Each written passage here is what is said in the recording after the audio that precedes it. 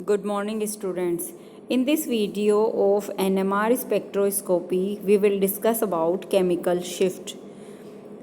देखिए स्टूडेंट्स, किसी भी कंपाउंड में जो प्रोटॉन्स प्रेजेंट होते हैं उनका शील्डिंग होना, डी शील्डिंग होना उस प्रोटॉन पर प्रेजेंट केमिकल एनवायरनमेंट पर डिपेंड करता है। केमिकल एनवायरनमेंट का मतलब होता है प्रोटॉन के आसपास सिंगल बॉन्ड प्रेजेंट है, डबल बॉन्ड प्रेजेंट है, किस तरह के सब्स्टिट्यूएंट्स प्रेजेंट है, उन सब को प्रोटॉन के केमिकल एनवायरनमेंट की श्रेणी में रखा जाता है और उस केमिकल एनवायरनमेंट के द्वारा ही प्रोटॉन के सिग्नल में शिफ्टिंग होती है, जो कि प्रोटॉन की शील्डिंग और डी शील्डिंग के द्वारा निर्धारित होती है। एक अकेले प्रोटॉन की तुलना में उसका एनएमआर सिग्नल थोड़ा सा शिफ्ट हो जाता है ड्यू टू शील्डिंग और D shielding of that particular proton. क्योंकि ये जो शिफ्टिंग होती है वो प्रोटॉन के केमिकल एनवायरनमेंट के कारण होती है, इसीलिए इसे केमिकल शिफ्ट नाम दिया गया है।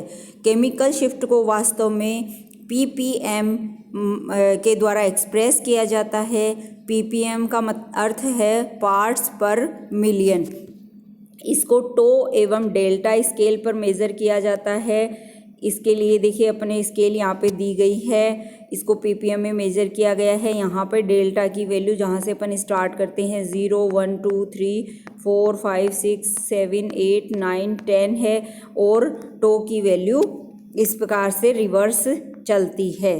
प्रोटॉन एनएमआर स्पेक्ट्रोस्कोपी में प्रोटॉन के सिग्नल की शिफ्टिंग का पता लगाने के लिए हमें एक ऐसे रेफरेंस कंपाउंड की भी ज़रूरत होती है जिनमें प्रोटॉन की किसी तरह की कोई शील्डिंग या डी शील्डिंग नहीं पाई जाती है। यानी प्रोटॉन का सिग्नल एक ऐसी जगह पे आता है जहाँ पर प्रोटॉन फ्री होने पर या अकेले प्रोटॉन के लिए सिग्नल हमें प्राप्त होता है। अतः हमें प्रोटॉन के सिग्नल की शिफ्टिंग को मेज़र करने के लिए एक रेफरेंस कंपाउंड की ज़रूरत होती है जिसमें प्रोटॉन की शील्डिंग या डी शील्डिंग किसी तरीके की नहीं हो रही हो और प्रोटॉन अपनी ओरिजिनल पोजीशन पर ही सिग्नल शो कर रहा हो।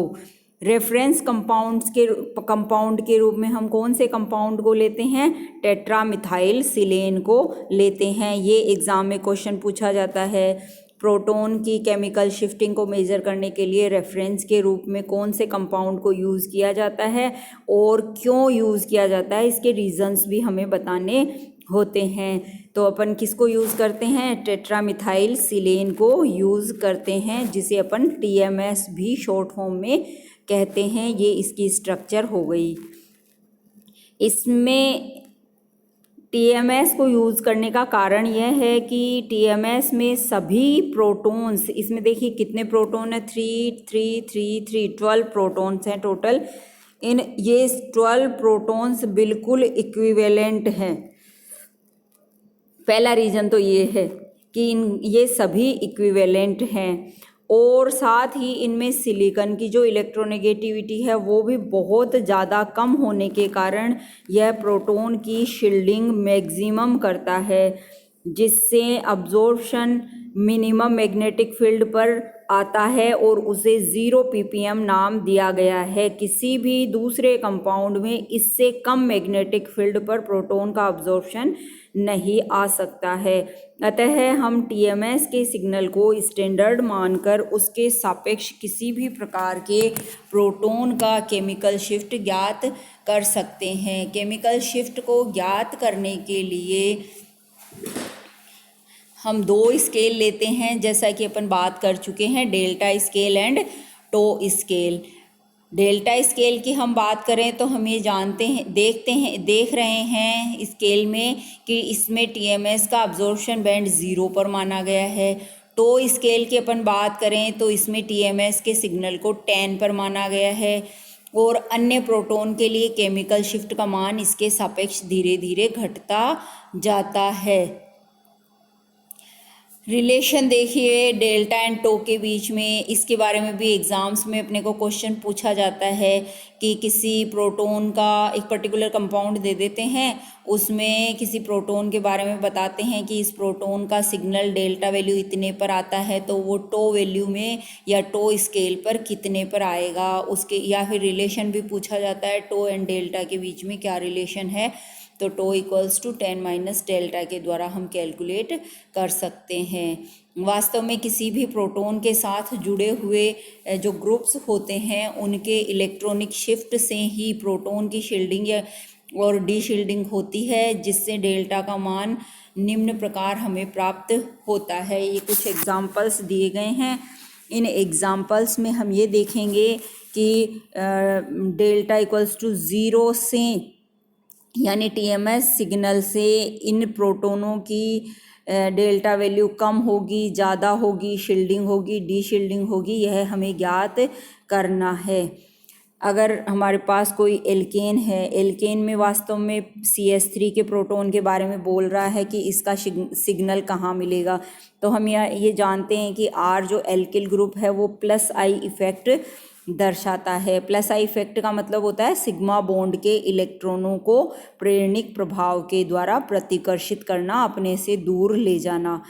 तो ये इलेक्ट्रॉन जब R से दूर जाएंगे तो इस हाइड्रोजन के ज़्यादा नज़दीक जाएंगे, जिससे वो एक्सटर्नल मैग्नेटिक फील्ड से इसका प्रोटेक्शन करेंगे, अर्थात इसकी क्या हो जाएगी, शील्डिंग हो जाएगी, और शील्डिंग होने पर डेल्टा वैल्यू कम हो जाती है।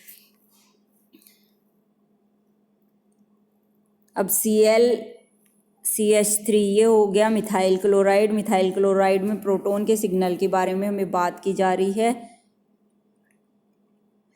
यहाँ पे हेलोजन का, क्लोरीन का माइनस आई इफेक्ट होता है। माइनस आई इफेक्ट के द्वारा बॉन्ड के इलेक्ट्रॉन डेल्टा वैल्यू कम,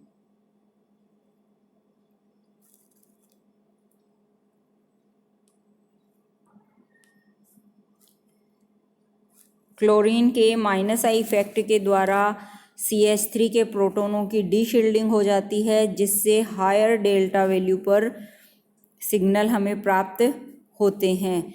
अगर कोई प्रोटोन क्लोरीन से थोड़ा दूर है, यानी बीच में एक कार्बन और आ गया, तो यहाँ पे जो क्लोरीन का माइनस आई इफेक्ट है इस प्रोटोन पर थोड़ा कम गिरेगा या लगेगा। कम लगने के कारण यहाँ पे हम ये कहेंगे कि माइनस आई इफेक्ट तो है लेकिन उसकी मात्रा थोड़ी कम है, इसलिए उसकी डी शील्डिंग भी थोड़ी कम होगी। इसी तरीके से फोर्थ एग्जाम्पल में अपन देख सकते हैं, दो एल्किल ग्रुप यहाँ पे अटैच हो गए हैं, तो 2 का प्लस आई इफेक्ट लगेगा, तो शील्डिंग इनकी ज़्यादा हो गई, तो डेल्टा वैल्यू बहुत ज़्यादा कम हो जाती है। इसी तरीके से हम एक ऐसा एग्जाम्पल ले सकते हैं जिसमें प्लस आई इफेक्ट वाला एल्किल ग्रुप और माइनस आई इफेक्ट वाला हेलोजन ग्रुप दोनों प्रेजेंट हैं। तो इनमें इस समय क्या होगा, प्लस आई और माइनस आई वाले में से जो ग्रुप ज़्यादा स्ट्रोंग होगा वह ग्रुप बाजी मारेगा। और यहाँ पे हम ये देख सकते हैं कि क्लोरीन का इफेक्ट थोड़ा एल्किल ग्रुप पर प्रभावी हो जाता है, तो जिससे CH2 प्रोटोनों की कुछ डी शील्डिंग हो जाती है और डेल्टा की वैल्यू कुछ हाई हो जाती है, थोड़ी हाई हो जाती है। अगर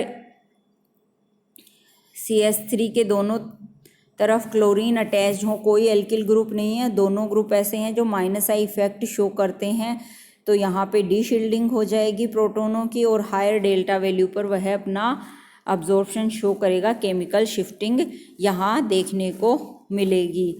नेक्स्ट वीडियो में हम डिस्कस करेंगे spin splitting and coupling constant की। Thank you.